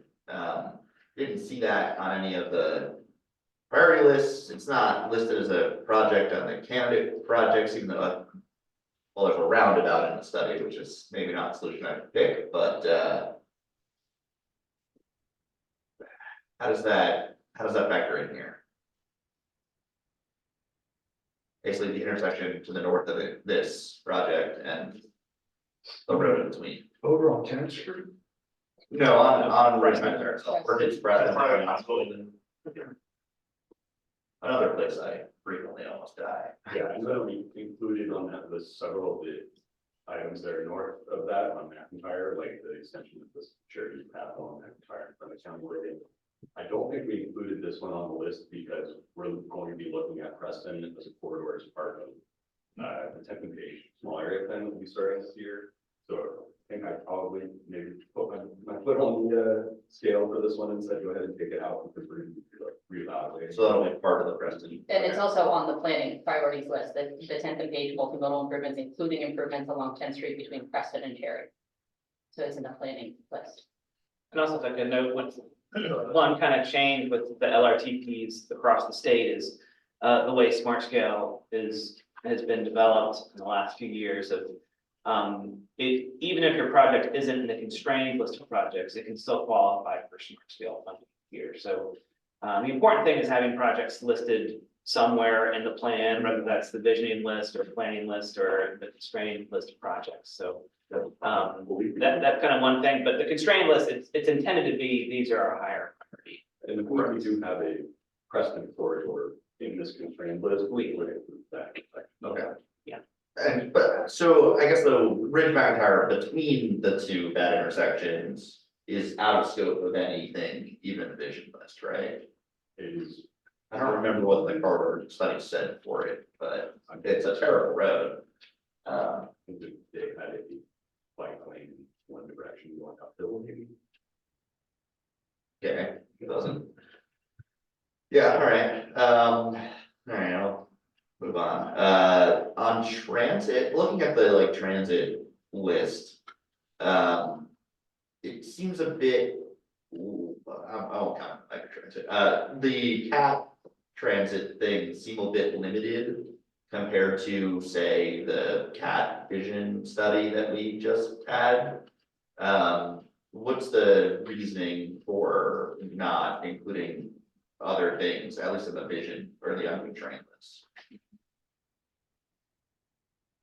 But I can say with, I know when Sandy was working with the transit providers, I think she was kind of taking the lead from Kat and John on what to list in there for that. So, also the transit vision plan, I know that's a very long range document there, but really staff couldn't put things in there against the will of any transit provider also. So it's kind of. They didn't want anything else.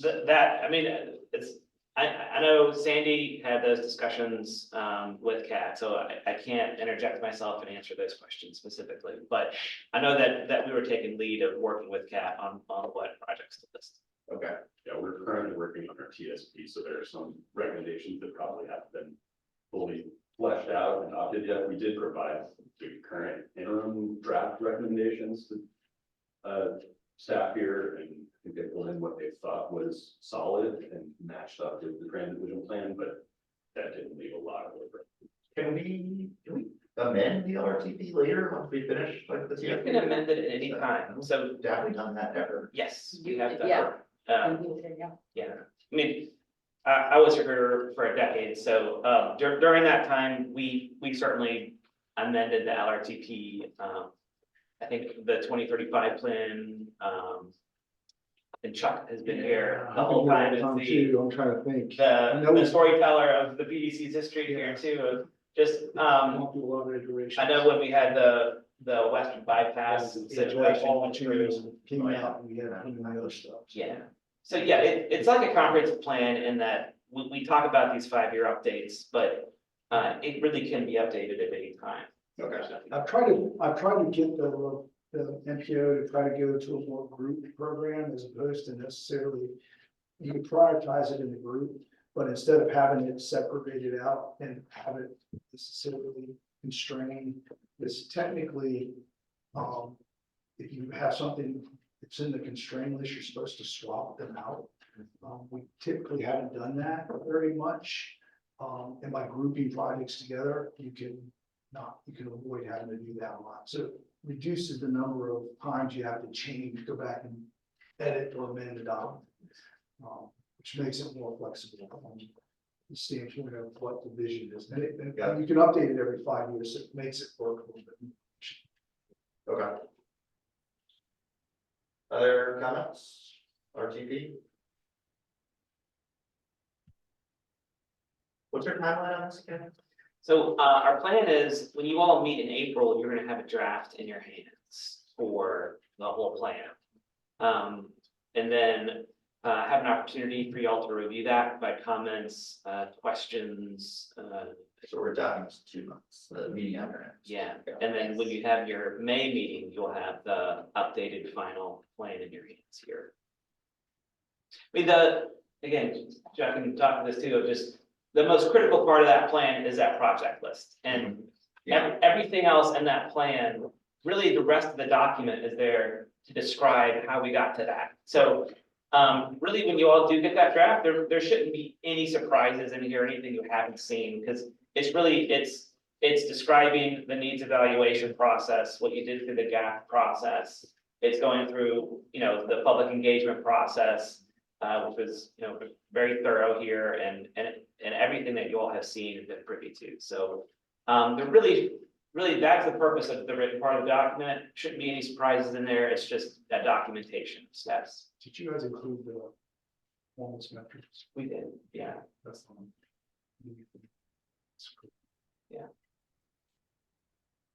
I guess I'm jumping in, so I don't know a lot about this. This is my first time going through all this, but all the input, like, how did you all feel about the amount of input that was part of this process? Yeah, I mean, I was encouraged by the amount of input. I know, working on long-range transportation plans across Virginia too, it's a couple of variables here. One, it is extremely hard to get public input on a long-range transportation plan for an MPO. In the technical process, you're asking people mostly to provide feedback on, possible 20-year plans of projects that may or may not happen. I remember when I was here at the PDC, we had a meeting, and it was an older crowd, and they asked, when are these projects going to get done? And we said, well, it could be 10 years or so. And they said, well, we'll be dead by then. And the whole room got up and left. And so that was the end of that public meeting. So it's a hard thing to engage. But with that said, I do think staff went above and beyond of what I normally see in a long-range transportation plan. I know Sandy went to the CAC meetings, attended housing authority meetings. So when residents met, she met with them, and we went through the process with them as well. We had a public survey that went out, and we got, I can't give you the exact number, but we got good response to that, even considering that there had been at least half a dozen other surveys that were out, within that year or so. I know staff was at the transit center over here, downtown transit center. We went to the police night out events. We were doing public intercepts and going out and talking to people, stakeholder meetings, phone calls, talking to community groups and trying to get them to send information out to their mailing lists. And so, I mean, it's a hard thing to engage people in, but I think just everything staff could do just went down that list and followed the checklist, passed the checklist on to just what more could we do. It is an important plan though. So if you're new to the process, just saying that the importance here is if you want your project to qualify for federal dollars, which is what makes a lot of these projects possible, it needs to be listed in the plan.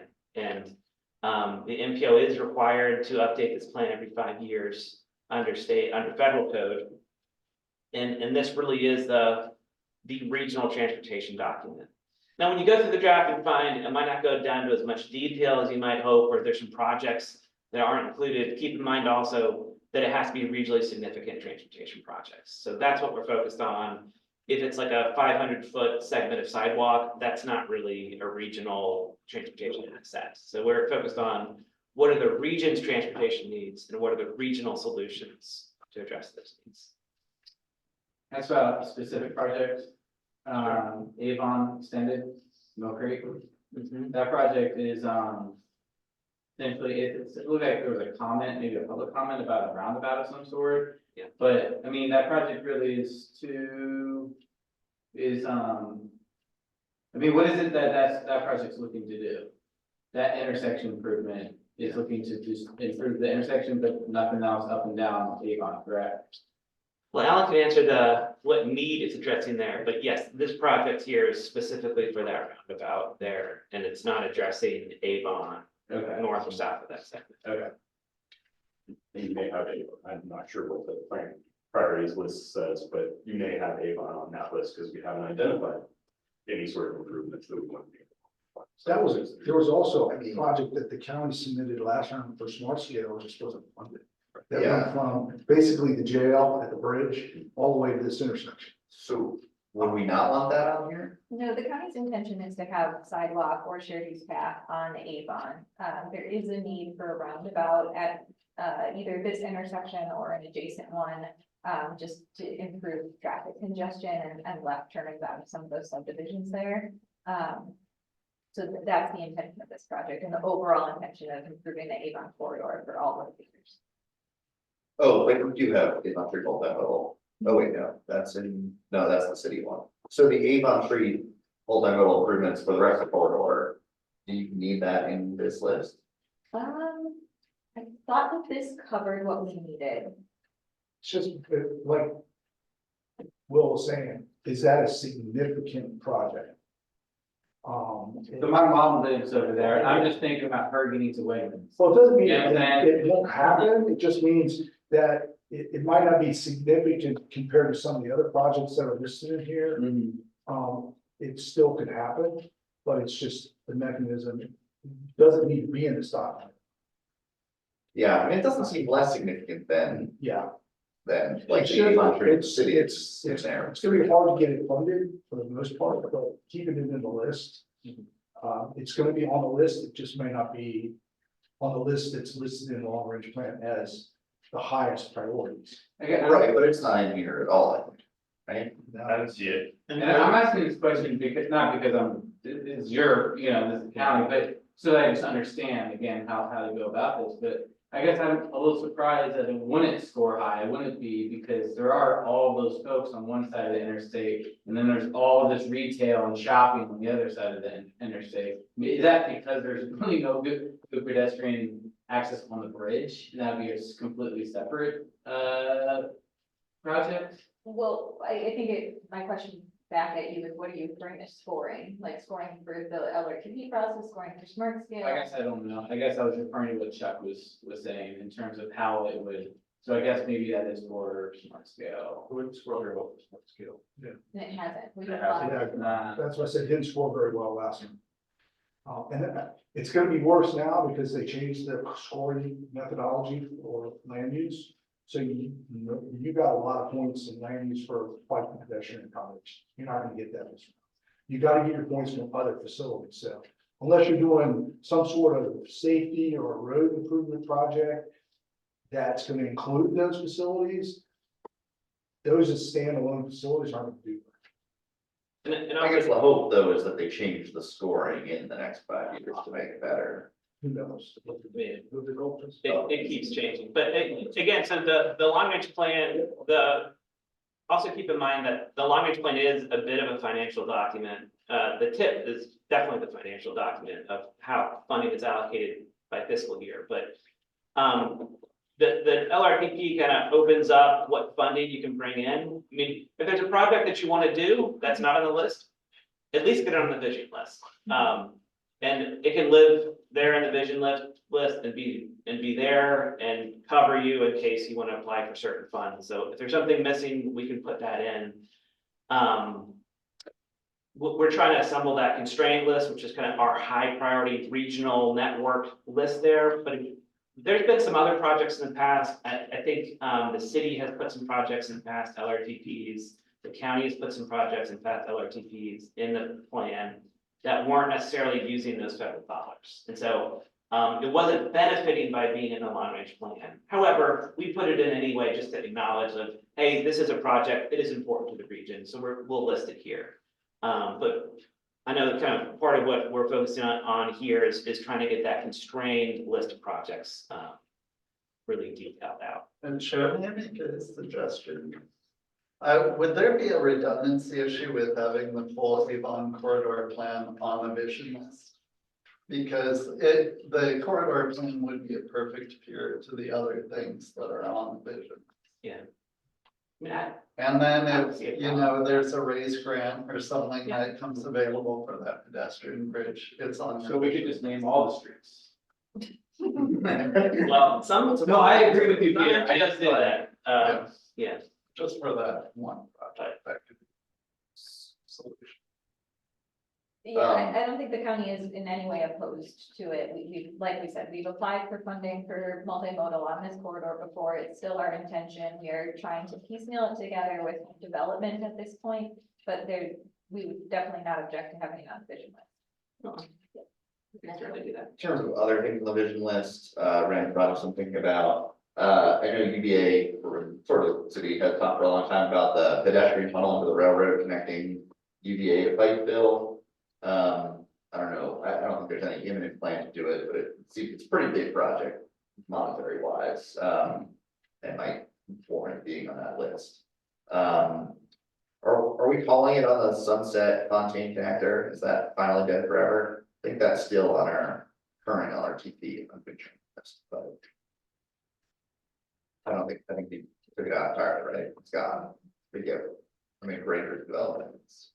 I think there's Probably. other stuff intended for that area, but not the connector.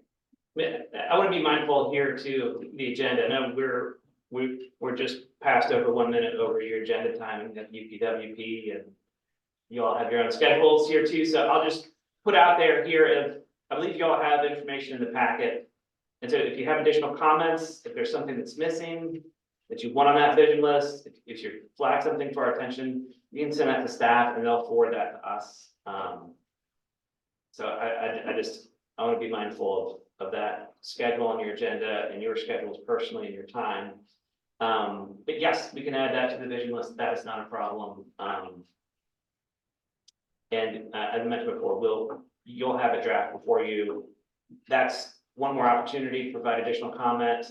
And then we have a month there, and then we get those changes and updates put in for that maybe. Cool, thanks. Any other thoughts? All right, UPWP. I'll propose something, but then you guys can say, do it anyway. I have a PowerPoint presentation and you had in your packet a full copy of the draft UPWP. I can send you a copy of that PowerPoint presentation. I would just encourage you to read through that draft pretty carefully because next month it will require action of the policy board. So we would have to be making any changes between now and the next meeting, not at the next meeting, because there wouldn't be enough time to incorporate everything. Okay. Is that an Can you okay send us a approach? reminder email and like? I'm gonna send you an email with Chuck's presentations, my UPWP presentation, the LRTP EPR presentation that you just saw, as well as a one-pager on DRPT's updates, and then I'm also gonna send you calendar holds for the next 3 months, just to make sure you have this on your agenda through June. I think in addition to that, in like maybe 2 weeks, being like, hey, any changes you have to Yes, I can the do that as well. UPWP, now the time. Yep, So are we I'll gonna schedule skip that. that then for now? I am. You guys tell me if that's okay with you. I do encourage you to read it though, because it is going to detail how we spend our MPO funding into the next fiscal year. Thank you, Will. Yeah, thank you. Yep, I'll schedule that email. All right, then we can, All right, roundtable updates, city? Big thing coming out soon is our draft sidewalk priorities. We'll be releasing those to the public for comment for about 4 weeks. We're scrambling right now to put together our public comment materials, so hopefully we'll get it out next week, might be a week after that. But we're also getting out some paint plastic projects this month. We've got safe routes to school projects hitting the ground. We've also engaged our advisory committee to help us identify quick build projects outside of the safe routes to school program that we could implement, and getting them to help us sort of vet project ideas and prioritize them for us. I'll go ahead and cut it there. pass along to the council? County has a lot of, town halls going on, so we're going out around the county, to just talk about transportation projects along with some other county things like our upcoming budget. So if you have questions about any projects, you can come out to those. That's it. Is there one in Mill Creek? There are multiple for the southern and western neighborhoods. I'll send you the link. See you there.